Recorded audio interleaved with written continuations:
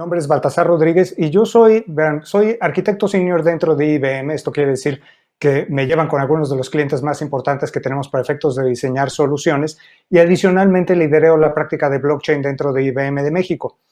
Cabe hacer la mención que esto es un tema que a mí me apasiona. Verán, ya tengo mucho tiempo metido en el tema de blockchain, es una de las cosas que más me han llamado la atención. Y adicionalmente, muchos de mis clientes se encuentran dentro del sector financiero. Entonces, este tema de Decentralized Finance es un tema que me apasiona porque abarca realmente los dos temas, tanto blockchain como el tema de finanzas. Ahora, para efectos de poder explicar qué es esto del Decentralized Finance, me gustaría iniciar diciendo con que en realidad no es nada nuevo. Estamos intentando hacer cosas que ya hacíamos desde antes, nada más hacerlos de una manera ligeramente distinta. ¿Y a qué voy con esto? Verán, el día de hoy nosotros utilizamos el sector financiero para consumir una serie de productos y servicios, desde, por ejemplo, hacer pagos, el hecho de poder ahorrar, invertir, el tomar préstamos o conseguir financiamiento, el incluso poner garantías bajo resguardo. Entonces, el sector financiero, para efecto práctico, viene haciendo estos productos y servicios, me atrevo a decir, desde más o menos el Renacimiento en Italia, cuando en lugares como Venecia o en Florencia llegaban los banqueros y ponían su banca en la plaza pública, y para efecto práctico, desde entonces para acá no hemos hecho otra cosa más que utilizar la banca para hacer pagos, hacer financiamiento y hacer ahorro. No ha habido realmente nada nuevo bajo el sol. Entonces, ¿por qué es que está llamando tanto la atención este tema de finanzas descentralizadas, el DeFi? Bueno, en realidad esto tiene que ver primordialmente con blockchain, porque lo que estamos haciendo es intentar utilizar blockchain para efectos de transformar la manera en la que se hacen las finanzas. Dicho sea de paso, no estamos transformando los productos financieros, nada más estamos transformando un poquito la manera en la que estos servicios se prestan y esto puede tener unas implicaciones enormes. Ahora, en realidad esto viene, me atrevo a decir, primordialmente por dos aspectos, el tema de la utilización de blockchain. Blockchain puede ser utilizado mediante un concepto que se llaman contratos inteligentes para efectos de automatizar transacciones de negocio y a través de automatizarlas, pues, hacerlas económicas y hacerlas ágiles. Esto es algo que ya existía dentro de la banca. Pero ¿qué es lo que pasa? Que adentro de la banca, la manera en la que hemos hecho tradicionalmente esta automatización es con grandes sistemas centrales conocidos como coros bancarios. El core bancario tiene un problema. De entrada, bueno, tiene varios, pero dos de sus problemas más grandes está, uno, el tamaño que tiene el sistema. Es un sistema que es muy complejo por la cantidad de transacciones simultáneas que tiene que llegar y manejar. Y el otro tema que tiene es que hay muy pocos fabricantes de cores bancarios a nivel mundial. Entonces, esto hace que son tan pocos los proveedores que entonces hay una demanda mayor que lo que hay oferta, y esto ha permitido entonces que los fabricantes de estos cores bancarios puedan llegar y cobrarte un ojo de la cara para tener un core bancario. Entonces, el costo de tener estos sistemas que automatizan las transacciones adentro de la banca es un costo altísimo. Y es un costo que obviamente se ve reflejado al final, al consumidor final de esos productos y servicios, en este caso tú y yo. ¿En qué manera funciona esto distinto en blockchain? Bueno, que en blockchain de entrada venimos de una filosofía enteramente distinta. El tema de código cerrado es algo que no utilizamos. Digo, de entrada todas las soluciones blockchain importantes que hay afuera son de código abierto. Y la segunda es que el concepto de un contrato inteligente lleva implícito el hecho de que todos los participantes de ese contrato inteligente tenemos oportunidad de ver cómo fue construido y cómo fue desarrollado. Entonces, esto quiere decir que nacimos dentro de una mentalidad de código abierto. Y a la hora de tener esta mentalidad de código abierto, esto implica que no hay formalmente un costo de propiedad intelectual que tenga que ser distribuido hacia todos los usuarios. Entonces, a la hora de eliminar el core bancario y utilizar en su lugar contratos inteligentes, lo que estamos haciendo es materializar una gran cantidad de ahorro que nos permite reducir los costos del desarrollo de un producto y, por lo tanto, podemos llegar y ser muchísimo más competitivos llegando con el usuario final. El segundo elemento tiene que ver, me atrevo a decir, con la parte más central del blockchain, la descentralización. Blockchain como sistema es algo que lucha en contra de la idea de la concentración de poder. Y veamos cómo funciona actualmente el sistema financiero. El sistema financiero es un sistema de muy pocos actores, o sea, no cualquiera puede ser un banco. Digo, hay bastantes bancos en México, pero cuando consideras la cantidad de demanda que hay de servicios bancarios, te vas a dar cuenta que la cantidad de bancos que hay es muy poca. Es un club muy restringido. Y ese club está formado primordialmente por actores que cobran por hacer un ejercicio de intermediación. O sea, piensa esto, por ejemplo, si yo tengo dinero y lo quiero ahorrar, para ahorrarlo yo quiero a alguien que me otorgue una tasa de interés por esto, que me ofrezca un rendimiento. Entonces voy a un banco y lo doy para que me dé rendimiento. Si tú a lo mejor tú necesitas dinero, vas al banco y pides un crédito. En realidad ese crédito que te está otorgando el banco no te lo está otorgando con el dinero del banco, te lo está otorgando con mi dinero y el dinero de los demás ahorradores que estamos en la parte de atrás. Y entonces, ¿qué sucede? Que el banco toma mi dinero y te lo presta a ti. El banco me va a pagar una tasa, pero te va a cobrar una tasa a ti. Y hay un diferencial entre la tasa que te cobra a ti, receptor de crédito, y la tasa que te pagan a ti, depositario de esa cuenta que está ahorrando. Y ese diferencial o spread es de donde viene la cantidad de dinero que el banco va a utilizar para efectos de cubrir su costo operativo y generar sus propias utilidades. Entonces, la idea básica alrededor de blockchain está en la eliminación, a través de los sistemas distribuidos, de intermediarios. Entonces, si yo puedo utilizar el blockchain para generar mecanismos que me permitan seguir ofreciendo estos productos de inversión o de financiamiento sin la necesidad de intermediarios, a la hora de eliminar el intermediario, se elimina la necesidad de ese spread financiero y al eliminar ese spread financiero, se reduce el costo de intermediación. Entonces, prácticamente juntando estos dos, lo que estamos viendo es que la propuesta básica actual del entorno de DeFi es utilicemos la tecnología blockchain para efectos de eliminar el intermediario, reducir el costo operativo y encontrar una nueva manera más eficiente de hacer este ejercicio de registro, transferencia y transformación de activos que antes se hacía con el core bancario para ahora hacerlos utilizando blockchain. Y obviamente esto empieza a generar, me atrevo a decir, una gran cantidad de emoción, mucha emoción eufórica, alguna pánico, por ejemplo, del lado de los bancos, pero en particular la gente se empieza a emocionar con la idea de que pudiéramos llegar y utilizar la tecnología blockchain para efectos de transformar el sistema financiero y hacer de un sistema que funciona el día de hoy como una rueda en donde todo el mundo tiene que pasar a través de los rayos hacia ese centro que es la banca y de ahí de nuevo hacia afuera, que podamos hacer realmente una red que enlaza a todos los actores que están adentro de ese sistema financiero, que conectes directamente al consumidor de un producto financiero con el proveedor de un ejercicio de valor dentro de ese mismo ecosistema y hacerlo de una manera muchísimo más democrática y muchísimo más transparente. Pues obviamente esto levanta pasiones y la gente dice, sí, vamos a utilizar DeFi y vamos a transformar el futuro. Sin embargo, desgraciadamente, aquí, como es en otros casos cuando discutimos acerca de blockchain, de repente las pasiones nos pueden ganar un poquito. Y entonces estas pasiones nos hacen cerrar los ojos ante determinados elementos que realmente son reales adentro del sector financiero. Y que no por el hecho de que estemos muy emocionados con el tema de blockchain o que por el hecho de que tengamos blockchain, quiere decir que estos ya no sean necesarios. En particular, ¿cuál es el primer elemento que me apura? El elemento que me apura es el factor normativo. Y no con esto quiero decir que de por sí el regulador va a estar en contra de que nos pongamos a hacer DeFi nosotros por nuestro lado, o sea, va a llegar Banco de México, Comisión Nacional Bancaria o, por efecto práctico, el regulador bancario en el país que quieran, y lo más seguro es que nos va a decir, no, espérate, hay una serie de reglas con las que tienes que cumplir si quieres ser parte del sector financiero, aunque no seas banco. Y el tema de que nos pongan estas reglas puede parecer chocante o frustrante para todos los que estamos adentro del sector fintech y que queremos ver una gran cantidad de innovación. Es lógico. Nuestro negocio es el hecho de querer llegar y transformar y crear nuevas ideas y ante esto el tema de un reto regulatorio pues pareciera ser nada más una piedra en el zapato. Sin embargo, también tenemos que considerar que la regulación existe por un motivo. Y el motivo primordial que tiene la regulación que tenemos el día de hoy alrededor del terreno financiero tiene que ver con el hecho de evitar en la medida de lo posible la participación de actores perniciosos dentro de este sistema. Entonces, por ejemplo, el día de hoy quieres abrir una cuenta, tienes que pasar por un ejercicio de conoce a tu cliente, un Know Your Customer, en donde se te va a pedir documentación, se te va a pedir biométricos, se te va a pedir comprobantes de domicilio, etcétera. Y el banco tiene que llegar y conjuntar toda esa información y revisar esa información y la tiene que cotejar con autoridades.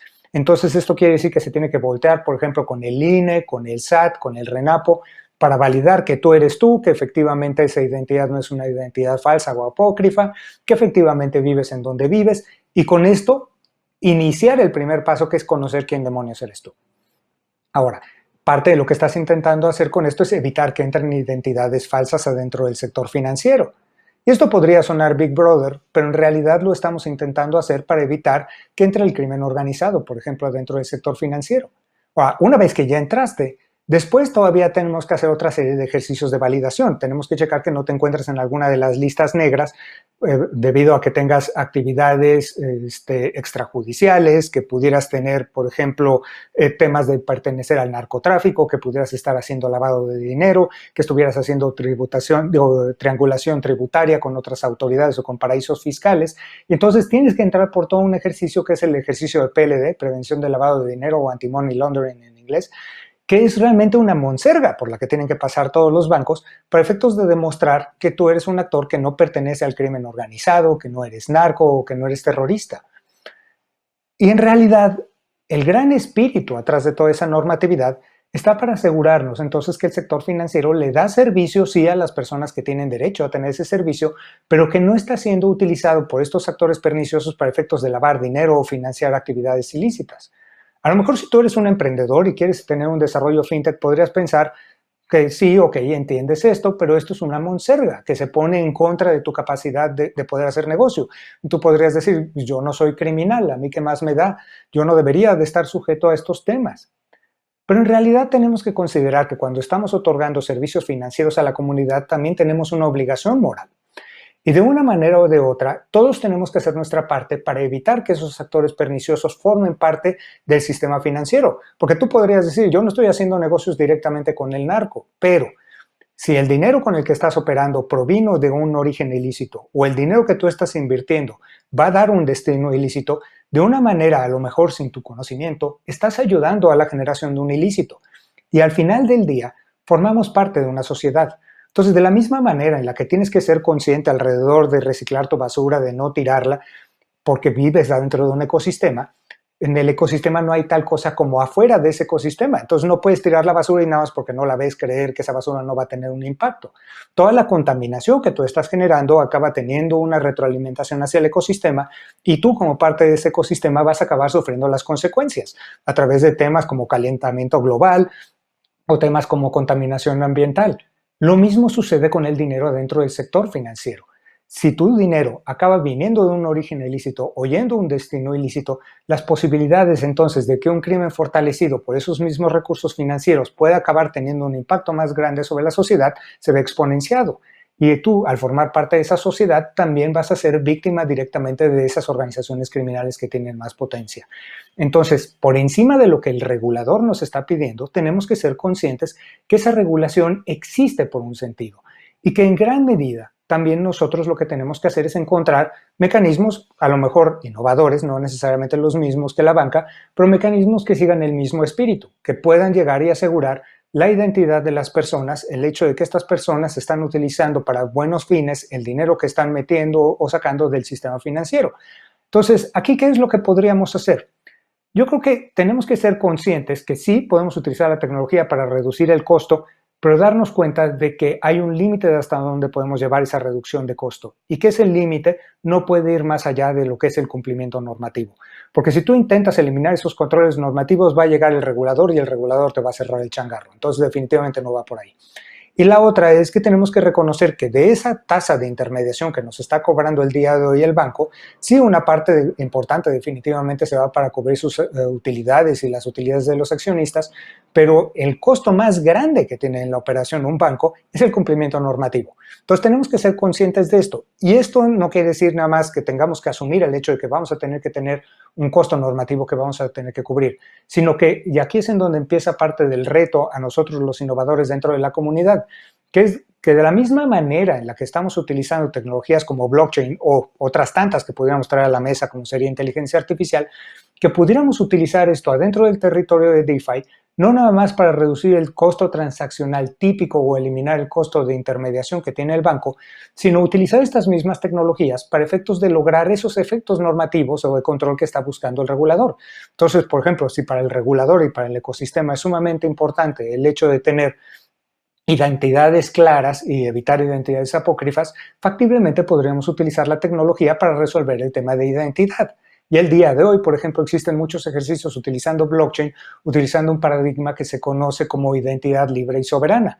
La idea de una identidad libre y soberana es un mecanismo en donde te permito validar la identidad de los distintos participantes sin nunca exponer los datos personales hacia afuera. Entonces es algo que es un mecanismo muchísimo más seguro que lo que tenemos el día de hoy adentro de la banca y que sin embargo cubre el mismo propósito. Entonces podríamos tener un mecanismo que me permitiría ser muchísimo más certero en la gestión de esas identidades, hacerlas un costo económico, pero de todas maneras cubrir con la idea de un Know Your Customer. Porque esta idea, me atrevo a decir, utópica de querer llevar el sector financiero a un ejercicio anárquico en donde todo el mundo puede hacer lo que quiera, digo, ¿de qué es factible, pero me atrevo a decir no es necesariamente beneficioso. Tenemos que ser muy juiciosos de hasta dónde estamos empujando nosotros la barrera, porque al final del día nosotros no somos independientes de ese ecosistema. Entonces, de la misma manera en la que utilizamos la tecnología para reducir el costo operativo, deberíamos utilizar esta tecnología para reducir el costo de cumplimiento. El otro riesgo importante que tenemos también es el riesgo de la ingeniería financiera. Y esto, digo, a lo mejor cuesta un poquito de trabajo entenderlo, pero me gustaría hacer un poquito de ejercicio histórico. Digo, a lo mejor no todos ustedes estaban muy conscientes de esto cuando sucedió, pero del año de 2007 al año de 2009 nos vimos involucrados en medio de una de las peores crisis económicas a nivel mundial, derivado primordialmente de un mal ejercicio de ingeniería financiera.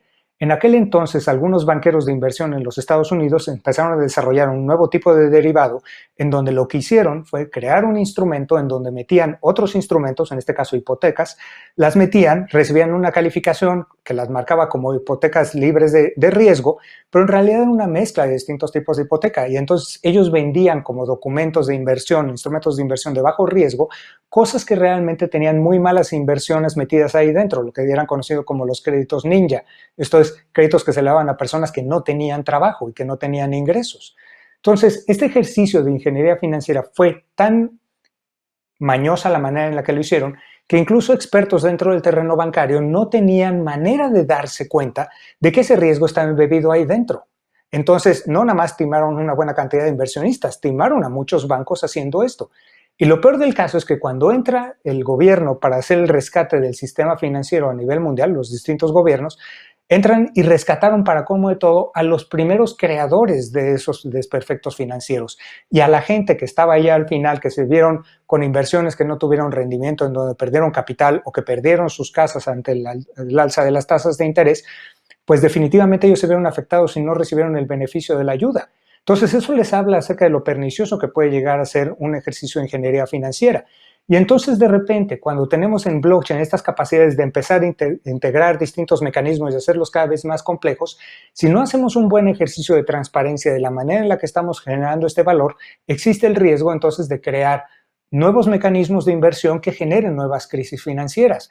Y consideremos una cosa, si esto lo estamos haciendo por fuera del sistema financiero, entonces los mecanismos de rescate clásicos que existían para rescatar a la banca y a los ahorradores definitivamente no se van a encontrar para salir a rescatar DeFi. Entonces, esto es correr en una red, en un alambre alto, o sea, en un high wire, en una cuerda floja muchísimo más alta, sin una red de seguridad en la parte de abajo. Entonces, tenemos que ser muy juiciosos en la manera en la que hacemos esto. Entonces, al final, con esto no quiero disuadirlos de entrar al terreno de DeFi, para nada. Creo que hay muchísimas cosas que podemos hacer, pero creo que tenemos que ser muy conscientes que hay una gran cantidad de espacio vacío que tenemos que llegar y cubrir. ¿Cuál es este espacio vacío? La primera es darnos cuenta que esta innovación que estamos trayendo, está muy bien que estemos haciendo reducción de costos, va, incluso que querramos pensar en reducir costos, por ejemplo, de cumplimiento normativo, va, pero yo creo que tenemos que empezar a hacer un ejercicio de cuestionamiento si no deberíamos utilizar estas capacidades para reinventar el sector financiero. Esto es, no se trata de dar los mismos productos que dábamos siempre, nada más de una manera distinta, nada más digital o más rápida o con menos fricción. Yo creo que tenemos que darnos cuenta que la sociedad en pleno se está moviendo de ser una sociedad orientada a los productos a una sociedad que está cada vez más orientada a las plataformas. ¿A qué voy con esto? Seguramente ustedes han oído hasta el cansancio el ejemplo de mira cómo Uber es la red más grande de transporte y no es dueña de un taxi, o Airbnb lo mismo en hospedaje sin ser dueña de un cuarto de hotel. El ejemplo me rechoca un poquito, pero creo que dice una cosa que es bastante verdad, que el que es el transformador del ecosistema ya no es el dueño del producto. Entonces esto quiere decir que de repente el producto se empieza a volver intrascendente. Oye, ¿y esto quiere decir que ya nadie es dueño de los taxis? No, nada más quiere decir que Uber no es dueño de los taxis, pero los taxis están allá afuera, tienen sus dueños, los choferes de Uber son dueños de sus autos y los suben adentro de la red. Entonces, ¿qué es lo que está haciendo Uber? Uber ha creado una plataforma y esta plataforma lo que hace es entregar valor a través de conectar al consumidor de un producto y servicio contra su proveedor. Y entre más rápido, de mejor manera, más personalizado y con menos fricción se hace, es entonces que más exitosos son ellos. Y si nos damos cuenta, el día de hoy, este ejercicio de plataforma está alrededor de nosotros.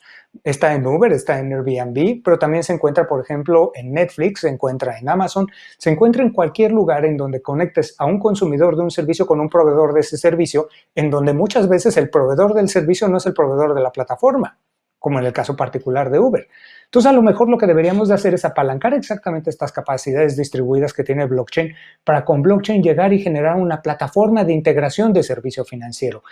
Poder apalancar otras tecnologías como es la inteligencia artificial para conocer individualmente y cada vez de manera más íntima a estos usuarios, para entonces entender por qué consumen estos productos y servicios. Porque la gente ahorra y la gente pide préstamos, pero no es lo mismo el ahorro que haces, por ejemplo, para pagar las vacaciones que el ahorro que haces para pagar tu retiro. De la misma manera que no es lo mismo pedir un préstamo para llegar de aquí al final de la quincena a pedir un préstamo para contratar una nueva planta fabril y generar una nueva línea de productos. Entonces, conociendo de manera íntima a los usuarios, vamos a conocer cuáles son esos productos y servicios financieros que ellos requieren para alcanzar sus metas. Y eso es realmente la gran propuesta que debería de ser DeFi, porque el día de hoy DeFi está haciendo banca, está haciendo exactamente los mismos productos bancarios, nada más lo está haciendo de manera más eficiente. Entonces creo que el verdadero reto está en utilizar esta tecnología para transformar la manera en la que estamos haciendo las cosas y generar plataformas de sistema financiero.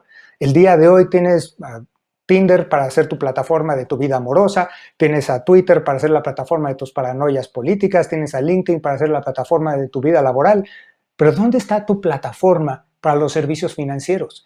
Y es esa plataforma de servicios financieros que siento que es mucho el poder verdaderamente transformador de DeFi. Que podamos llegar con nuevas formas, sí más económicas, pero que podamos llegar con nuevas formas de generación de riqueza a la población en pleno, ya no nada más a los usuarios tradicionales de banca, que podamos llegar a toda aquella zona de la economía que el día de hoy se encuentra lejos de esos servicios financieros. Entonces, yo con esto y con este reto ya me despido de ustedes. Me gustaría invitarlos, por favor, a que suban a la nube de IBM, en donde van a poder utilizar de manera sencilla, incluso con cuentas demo, tecnologías como blockchain, como inteligencia artificial, y sobre todo que se den la oportunidad de utilizar su creatividad para inventar el futuro de los servicios financieros.